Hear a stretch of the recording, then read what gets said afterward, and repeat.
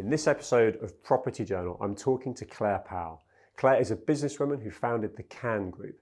In true, does exactly what it says on the tin style. Can has been at the forefront of the media, PR and events industry for nearly 3 decades, successfully representing many of the entertainment industry's finest talent. I want to find out how Claire got into the industry and learn how she has stayed current and on point in such a fast-moving and diverse business. And how does she juggle her business, family, and make time for herself? The entertainment and showbiz industry is historically fraught with mental health issues, and I'm keen to find out how Claire manages this professionally, as well as how she has prioritised her own mental health and mindset. I can't wait to talk to Claire.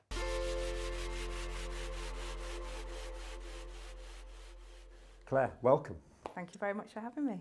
Tell me, who is Claire Powell? Who is Claire Powell? My God, that is a bit of a question. I'm a mum first, which is my favourite occupation or spending my time with my son, who's 15. I suppose I'm a very strong person because I had to be. I lost my parents when I was young. And I've got some great businesses. And I feel that I'm a real woman's woman. I really like strong, independent people. I like people that aren't wallflowers and that I try and bring out the best in people. I've always been somebody that listens to people. I've always learnt every day is a school day. And I feel that I'm a very loyal person, strong, caring, great friend, and hopefully a good boss. Sounds amazing. What did you want to be when you were growing up? What did a young Claire want to be? Well, my dad was a mason and he died when I was 9, so I ended up going to boarding school in Rickmansworth when I was 10. And it had a planetarium and hockey. I didn't actually, at the age of 10, process that I wasn't going to be seeing my mum every night. So I got to boarding school, and it doesn't sound very much, but I gave my mum £18 worth of reverse call charges in the first week because I just missed her so much. She'd lost my dad, and it was a very awkward. I couldn't do that. I couldn't have done that now, sent my son away, even though it was the best thing for me. She definitely did what was best for me. And I had an amazing time there. But what I actually wanted to do was be a makeup artist on theatrical side. So working in shows and doing all the makeup and everything. Do you know where the inspiration for that came from? Do you know why? I was always very... I always wanted to experiment with makeup. I used to do amazing eye colours and hair and things like that. When I left boarding school, my mum said, I want you to come home and learn a trade. So I did come home and I went and did 2 years of beauty and hairdressing. So I had that trade in case something happened. And then I actually fell into PR and all of that side of things. Moved back to Stoke and was offered some different positions and I fell into it really. Cool. So when you say fell into it, the opportunity came along, bit of luck? Yeah, it was, I was doing some big promotion shows and doing PR for that. And then somebody said to me, look, there was a girl called Carolyn Norman and she said, RCA want me to do some PR for these guys. I think they're going to be really famous. And I was like, what's their name? And she said, they're called Take That. And they're going to be on Yorkshire television tonight. And I was in Leeds at the time with my family. So I said, yeah, look, I'll watch them. And if I think they're going to be, good, then I'll come to London and I'll work on it with you. So, of course, I saw them. I said, I really think we can do something with these. And I literally went to London 2 days later and went on the road with Take That for 18 months and loved it. They didn't know if they were going to make it or not. At the time, there was so many under 18s and it was building and building. I mean, I remember going in this people carrier and I'd be the last one out because all the guys would get in first and they'd be holding the side door so that I could jump in to take off because there was all these girls outside and it just built and built and built and I went to every event that I could. I fed off everyone's brains. I just learnt and learnt and learnt every day, every night. What a great way to learn, though, right? Yeah, it was. Yeah. It really was. And that ultimately led to you setting up your own business, the Can Yeah, Group. so I set a business up before the Can Group and I wanted to be the best. I didn't want to be the biggest. That wasn't in my mind. It was to be the best that I could at whatever I was going to do. And I thought, how can I do that? I couldn't afford to do advertising. And I was sat in my lounge one day and thought, I'm going to do roadshows. So I called, in fact, the girl that works for me, that's my head of talent, was this girl that I called all these years ago, and we're still friends, and she's now working for me. So, and I went to Ms Magazine. I said, if I can get some groups to come and do a roadshow, would you put it in your magazine? Because it was so much about magazines then. It's like social media now. Yeah, sure. And they said, yeah, if it's not going to cost us anything, can we call it the Ms Magazine Roadshow? And I was like, yeah, sure. So I thought, who am I going to call that's just about to break in, that could go to their own shows, but I wanted to get someone before they'd go on tour. So I thought East 17. So I called up Tom's office, their manager, and spoke to his sister, Sally. Gave them all this spiel about how great these roadshows were going to be and how brilliant they were going to be. And 3 days later, she came out and said yes. So I sat in my lounge and thought, how the hell am I actually going to do this? It's like say yes and then figure out how to do it. Later, yeah. And we put these roadshows on, which were phenomenal. Was anyone else doing roadshows like that at the time? No. Was that more your USP? No, it was definitely something that no one was doing. Ant and Dec were 15. I asked them if they'd go and present it. They were absolutely petrified. I mean, Ant, I literally had to push on the stage. He was so frightened. They slept in like little put-me-up beds in my house before they went on stage. Then we had like people from Coronation Street, Biker Grove. Then we had groups like Juice, Atomic Kitten. We put Westlife on the first road shows. So we went from doing Miz to then doing My Guy to doing Lookin', and then we went to TV Hits and we started televising them. And Boyzone, Westlife, Atomic Kitten all did their first shows, and that's how I met one of my longest clients is Peter Andre. Yeah, you guys on the road shows. Yeah, put him on the road shows, and those road shows, if you were going to a normal PR company that just did PR, or you were coming and having a meeting with me and we would do road shows, this is in the music industry, you were doing road shows that would actually let you go and do radio. We would do live radio links, we would do all local press. So a record company was coming, hold on a minute, they'll go on stage, they'll get to hundreds of people, thousands of people. You're going to do all the regional radio and all the regional press. This was like a dream. So the labels were like, we're breaking acts constantly. So we went from doing, I think the first tour was 10 and we were doing 40 a year. And we are actually bringing them back next year because everyone keeps saying there's nothing for young kids to go and see. Yeah. But we won so many music accounts. I think I won about 12 counts on the first tour that we did because people knew that we would give them so much more than just a normal PR company. So it really worked. It was great. So you had a USP that others didn't. Just you mentioned then they're coming back. Why did they fizzle out? Sort of just going off point slightly. Why they fizzled out, honestly, was I went on holiday, which I didn't do very much at the time, and they went to one of the magazines that we were working with on the latter part, not that we'd worked with a long time, and said, look, we can do this better, we can do this. And I was so angry because I'd brought this guy in, as it happens in our industry and in other industries. People think, oh, I'll go and use them for a bit, I'll get all the knowledge and I'll go off and do it myself. And at the time I just thought, okay, if that's what they want to do and everyone wants to go to them, go and do a road show. And he did, and it fell apart. It completely fell apart. It was televised at the Docklands and everyone was ringing me saying it's fell apart. But you know what? I was like, yeah, I'm done. Yeah. And but now it's really like we're doing a huge one next year that's all in place. And it'll be the same, but obviously on a much more social media platform than what it was.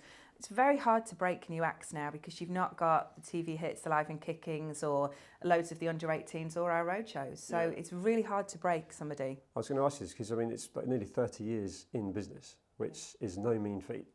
And I believe you've not brought in shareholders and investors and so on. So congratulations on that because there's so many different things to navigate in external events and so on. And right now we've got AI and of course you've lived through social media just, how have you stayed so current and so on top of all of that and been able to manage that with all the clients? I have been through some rough times and some fantastic times.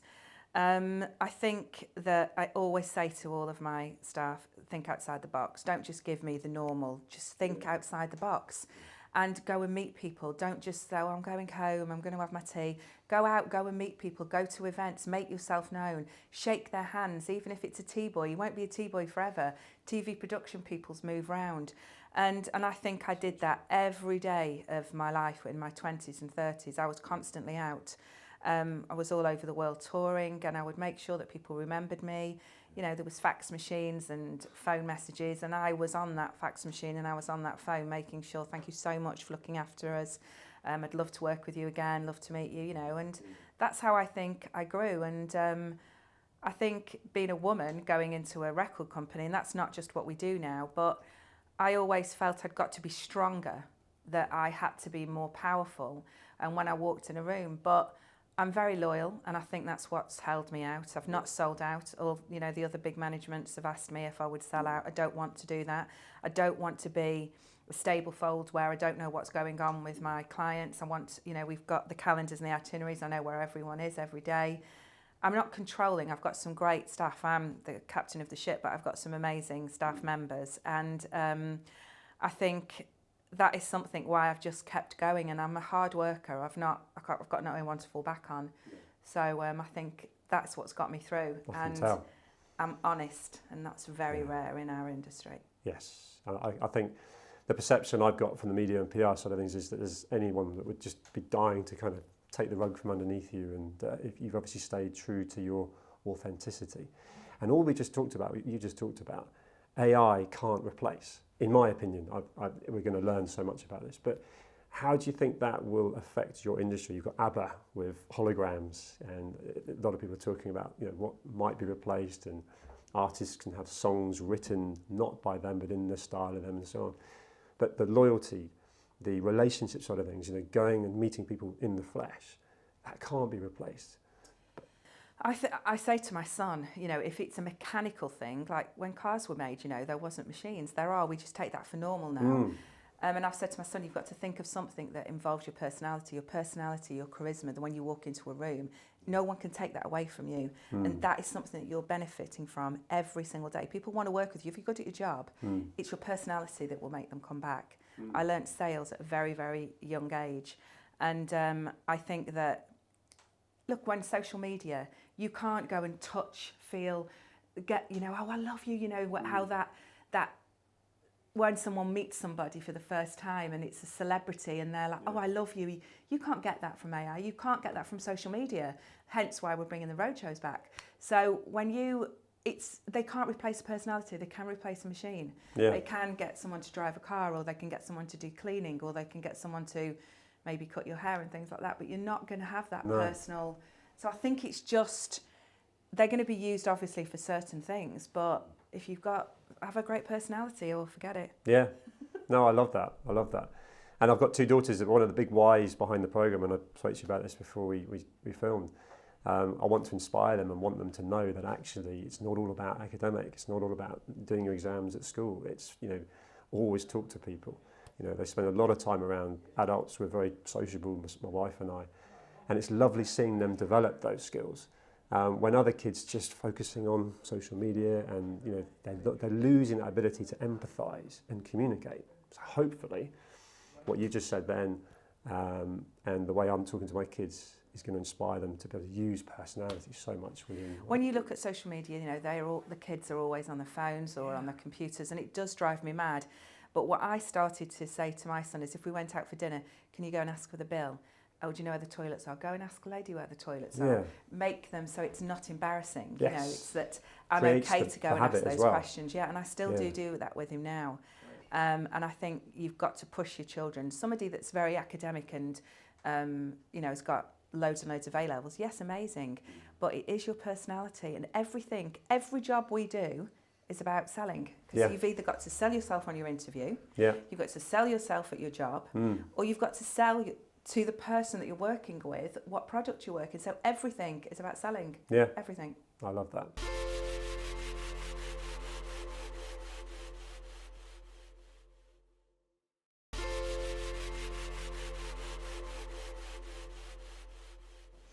You mentioned Ant and Dec and some of the other people you work with in terms of the nerves, I guess, from, you know, mental health is a big issue within PR, media.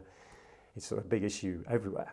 We're actually filming in the Jack office, JAAQ, Just Ask a Question, social media mental health platform. What are your thoughts on Jack? The reason why I love Jack is because so many people think you have to be perfect in this world. Everything's got to be perfect, and it isn't. People do fall and either take drugs or drink, or they're splitting up in a relationship, and it plays with your mind, it's in your head. You just need to talk to somebody to actually go, well, how have I thinking this now? Why did I not think that last week? Why is it so in my head now? And we've all been there. If it's a relationship split up, if it's a business split up. And the biggest thing that I haven't mentioned actually is communication. Communication on every single level is massive. So it's great for people to talk. And the thing with you guys with Jack is that you're telling people, let's go talk about it. And so that's a great thing, and it's a great thing for me. We sit down with some of our clients and I can't earn them money because I'm sitting there talking to them, getting them over things, and my head of talent's the same. And at weekends, when someone's got an issue, and we have had clients that have got issues, you have to be there for them and you have to speak to them. We run our business like a family. So it's paramount to talk, and that's what we've got to get across to people. 100%, I agree with that. And would you say you're unusual in what you do by having those conversations at weekends and so on? Because it doesn't feel like that goes on everywhere else. Yeah, I think, and that is me, but it's also a lot of the people that work with me as well. That I don't want to just go and have loads of clients which are just a list. We send them a questionnaire. What do you eat? What things do you like? What brands? Are there things that you've got problems with? If you've got any skeletons in the cupboard, talk to us about those, because we are there to be like a family. We'll help you, we'll trust you. I've had several clients that have had different issues. My first one being Katie Price. She was Jordan, and we said to manager, page 3 girl, it's not going to last forever. So you need to be looking at how a mom would want their daughter to look up to somebody. So I said, Katie Price and all of that. And we did extremely well with her. Kerry Katona, she was obviously caught taking drugs by her husband. And she couldn't even speak when I went and spoke to her. She was slurring her words. She was all over the place, losing her home. Her children were out of school. Her mum had lost her house. So we literally brought them down to Sussex, put their kids in school, paid for all private education for them, got her mum into a house, and then Kerry came down. We did drug tests, helped her get over that situation, got her a TV show and said, don't do any work. We just want to help you get there. And she didn't do any work. And then when she was okay... How long was that for? 6 or 7 months. So it's a long time. It's a long investment, yeah. And we were paying for everything as well, for the kids and her and the house and everything. And then we said, right, let's do an interview. You've got to be very honest. She was a bit cautious about being honest, and we said, this is never going to happen unless you are completely honest. Everyone makes mistakes. There is no perfect life.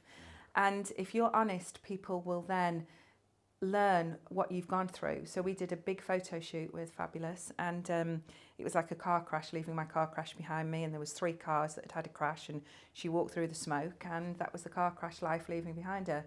Did a great interview, and then went on this morning where she had obviously not been in the best states when she'd done This Morning before. So I said, you've got to go and apologise, which she did. She got a TV show and her life was back on track. Wow. Another client, Stephanie Davis, came to me, a manager beforehand. She, did have a drink problem, and before she went on stage, said, here's 10 shots, get on stage, you won't get paid if you don't go on. And that's what she told me, and I was horrified by that person that had made her do that, because that is not looking after your clients. If you can't go on stage for some reason, and it is a big reason of mental health, you cannot push a client to do that. And Stephanie... Make it worse. It did make it worse. She was in a terrible, terrible state. We didn't tell anyone. We put her into rehab. She was due to go in there for 3 months, ended up staying for about 6 months. And I'm so proud of her. She's not had a drink since. We then spoke to Channel 4. She went back onto Hollyoaks, won Actress of the Year, and is now in Coronation Street. And that was many years ago, and I'm so proud of her. And that just shows that if you do talk and you've got the right people with you, you can achieve that. Yeah. That's why my company's called Can. I love it. it. Can achieve it. Yeah. And you came up with that when? When did that name come to you? Well, years ago, my son is called Knysna, which is after a beautiful village in South Africa, but it's spelt K-N-Y-S-N-A, but we spell his name with an N. Okay. So it was for those who can, but now I always say it's Claire and Knysna. Yeah. But it's just what it's got many meanings. Can has. Yeah. But it's for those that can. That's what I like. Yeah, just have belief and surprise yourself. Have you got any interesting stories where you've had to, because it's a business that has so many multifacets, and clearly so much of it comes from your drive and your energy, but there must be some interesting stories where something's not gone according to plan, could have been an absolute failure. Maybe it was a failure, but out of that you learnt something and became an interesting situation at the same time. So had another business, and I had a business partner that was the total opposite to me, which is good because I don't think you should ever be in business with somebody that is like you. Yeah.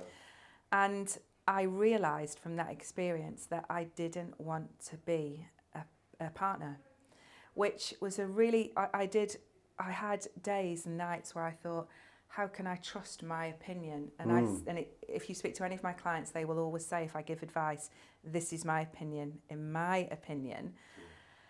And sometimes even now, I think if I was part of a partnership, I would have someone to talk to about that. So, not so lonely. It's not lonely, it's just that if you make a mistake, it's not blaming someone else, it's just that you're hearing it from somebody else and you're getting someone else's thought patterns. So it's not lonely, it's quite scary, and especially, you know, I'm a single woman with a son. It's I would say that side is, but I then look and think, well, would I have sold out to any of the big boys that wanted to buy me? No, I wouldn't. The one thing that if you ask me about a regret, Amy Childs, I manage Amy Childs that was in Towie, but when she was in Towie, I said for her to leave after the second series. And my mum and dad and Amy put great faith in me because I said that I'll be able to get her other TV shows, and I don't think she should be a one-trick pony known just for being on a show that's going to go on for a long time. And she was offered I'm a Celebrity, Big Brother and Strictly. And I was on a big boat doing a photo shoot with Peter at the time, and I had to get off that boat because I thought, this is this girl's life. Yeah. And I really need to make the right decision of which way that she would go. So I'm a Celebrity, she wouldn't have even lasted a day in there. Strictly doesn't really show your personality, so we picked Big Brother. But before she went into Big Brother, we said, right, let's do a clothing brand, let's do this, let's do the other. And we did that, and we didn't get any investment, so other people copied us. Oh no.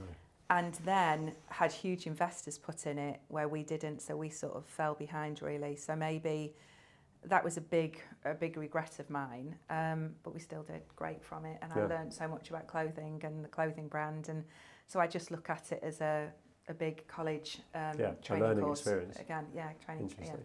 And to flip that, what would you say is your greatest achievement? Apart from my son. I did mean business. 100%. Yeah, in business, yeah.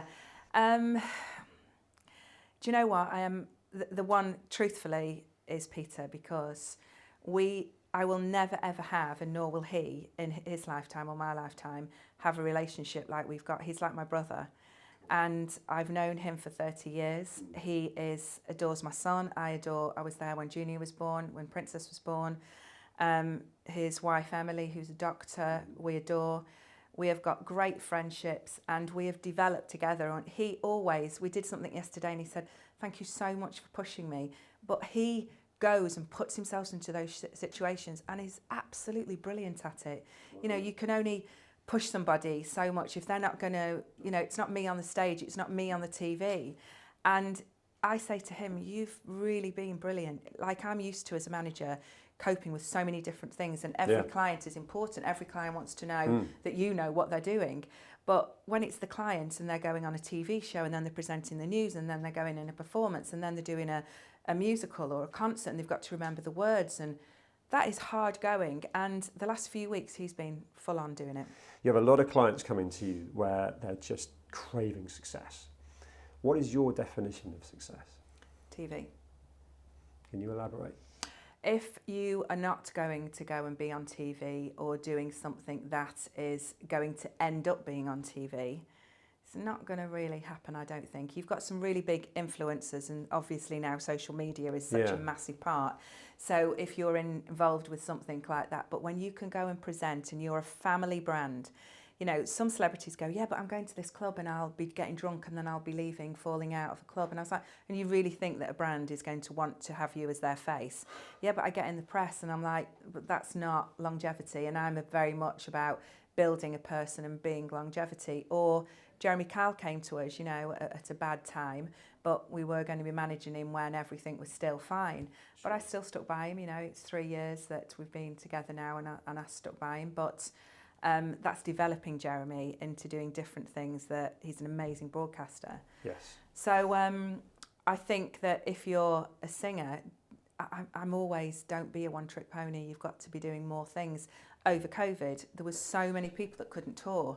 I've never had so many musicians and entertainers ring me up saying, you know, if you've got anything on, where we had our best couple of years over COVID because we thought outside the box. We went and filmed TV shows and people on GoPros, and we did it at home, and we did amazingly well. Brilliant. I was going to ask you how you coped with COVID. Yeah. Amazing. We did You pivoted. advertising. Yeah, so we gave our clients cameras, GoPros, ordered them, got them to the house. The editors stayed in their areas and edited. Yeah. The crew, we gave them ideas to film, sent things to their house, and we edited it and made some great TV shows. And the brands advertised with it. So we were fine over COVID. Yeah, I like that. Somebody looking into your industry, aspiring to get involved, what advice would you give to them? And it's almost a reflective question of what advice would you give a young Claire starting again as we sit now? Exactly the same what I did. Go out to as many events, go and work for people, listen before you speak, learn off people, read. If you want to get into PR, read articles but in a different way, not as the reader. Look at how it's written, look at who's writing that, follow their track, you know, their sort of history of what they're doing. Journalists, writers, see how people are performing on Instagram, how many likes they get when they do certain things, what times they do. Live, breathe what you want to do. That's what I did. And I didn't go to college to learn this. I'm a great talker, I'm not a great writer. No, you're a great doer. And what I always say to my family is, what I say to the girls that work for me, don't be a talker, be somebody that actually does do it. Don't go and waffle and talk. And I get really cross with them if they've got a 45-minute call and then, oh, don't worry, it'll just go over. No, time is money, money is time, and you know, you need to step those things in and what you've achieved in a day. Yeah. I say that to everyone, look what you've achieved in a day, because I get cross with myself if I haven't done my list. I'm a real list person, not writing it on a computer. I write the list. Have you always been like that? Yeah. I've always been. We fold it over, do that list, and you fold it over once it's done. Yeah. And any of the girls that have worked for me, and some of the guys, I've got about 4 or 5 girls that have worked for me that have all started up their own businesses, and they still all do the same. I love that. Yeah, so do I. I'm proud that they've got their own businesses. Yeah. You've been so inspiring to talk to. 30 years of success in a business that's hard, and business is hard itself, right? Yeah. So thank you for being so open and sharing all that information and talking with me. Thank you for having me. Thank you, Claire. Lovely.